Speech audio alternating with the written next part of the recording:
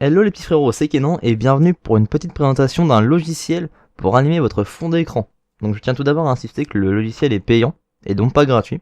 Et que si vous voulez un truc gratuit, il y a pas mal d'alternatives sur internet.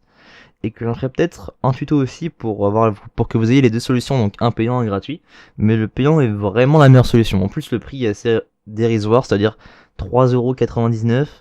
Pour la qualité, je trouve que il y a un bon rapport entre les deux. De toute façon, vous allez voir, je vais vous le présenter. Donc le logiciel s'appelle Wallpaper Engine et il se trouve sur Steam. Donc tout d'abord, si vous n'avez pas Steam, il vous faut le télécharger. Donc qu'est-ce que vous faites? Vous allez sur Google, vous tapez Steam et vous n'arrivez pas dans Tab Key Won't Work. Vous arrivez sur Steam. Merci, ça sera mieux. Donc vous arrivez sur Steam, vous cliquez tout simplement sur installer Steam, tout est expliqué, vous installez le .exe et hop c'est parti. Ensuite vous le lancez, vous aurez à créer un compte.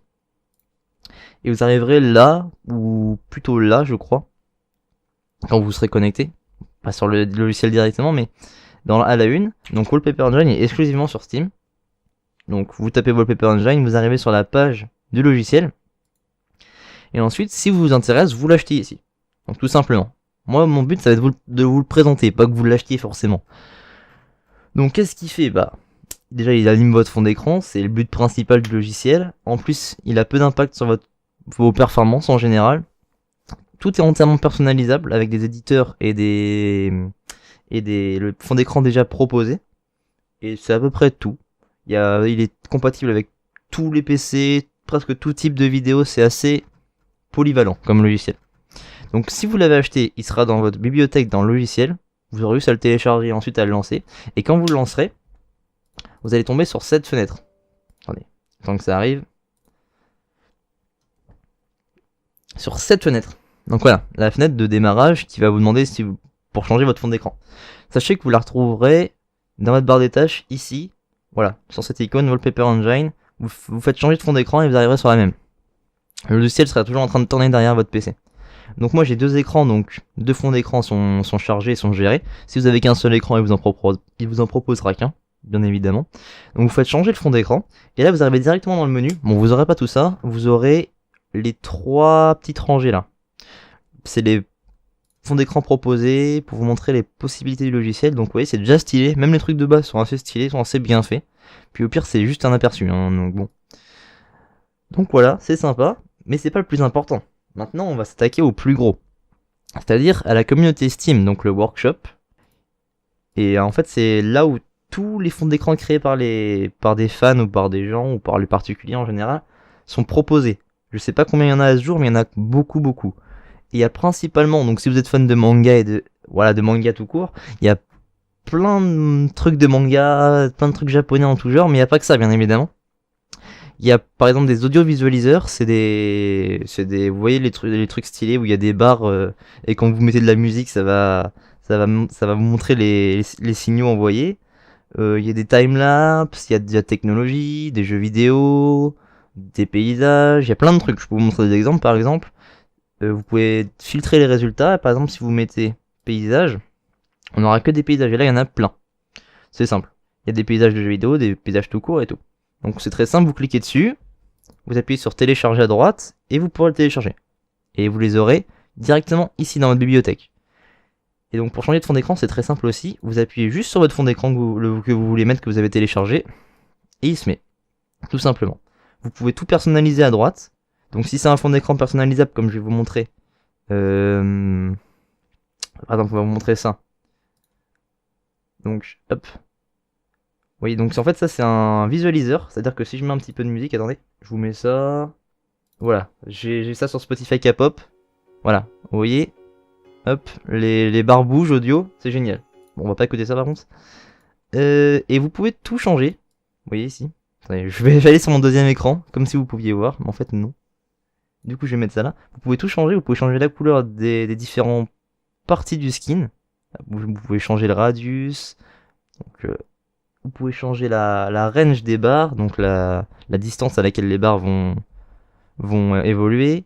Vous pouvez mettre l'heure ou pas, ou la mettre en 24 heures, la mettre ou pas. Vous pouvez changer là où est le cercle ou pas. Vous pouvez changer la taille du temps. Vous pouvez tout changer, vous pouvez faire ça avec la plupart des fonds d'écran qui sont personnalisables. Donc ça c'est très intéressant, vous trouverez sûrement votre bonheur dans les milliers de fonds d'écran qui sont déjà proposés, il y a vraiment des trucs stylés. Je vais pas tout vous montrer mais il y a même des trucs drôles, regardez ça. Il y a du petit Gandalf avec du Sax Guy, il y a vraiment de tout. C'est ça qui est bien, c'est qu'au niveau choix on est vraiment bien. Et qu'est-ce qu'il y a d'autre? Donc déjà, il y a aussi une autre partie très importante qui est la création de fonds d'écran vous-même. C'est-à-dire que comme les gens les postent, ils peuvent aussi les créer. Donc vous aussi vous pouvez les créer. Vous pouvez créer des vidéos en fond d'écran, des images animées, des gifs, ce que vous voulez. Vous pouvez mettre ce que vous voulez. Vous voyez, tout se fait ici. Donc vous pouvez aller voir des tutos, je pense, ou vous pouvez y découvrir par vous-même. Moi j'ai pas vraiment... Je vais essayer un petit peu, mais j'ai déjà trouvé mon bonheur dans le workshop, donc c'est pas un truc qui m'intéresse. Après vous avez tutoriel, vous l'avez directement, donc voilà. Pourquoi se priver si vous ne trouvez pas votre bonheur? Bah vous faites votre fond d'écran et c'est parfait. Après niveau performance, moi j'ai pas trop de problèmes. Après mon PC est pas trop mauvais. Mais regardez, niveau RAM, alors je vais trouver l'application. Vous avez 128 émos qui sont pris là ici. Et il y a plus loin, parce qu'il y a les deux écrans qui sont gérés, donc ça prend 2 fois plus de RAM, mais bien évidemment.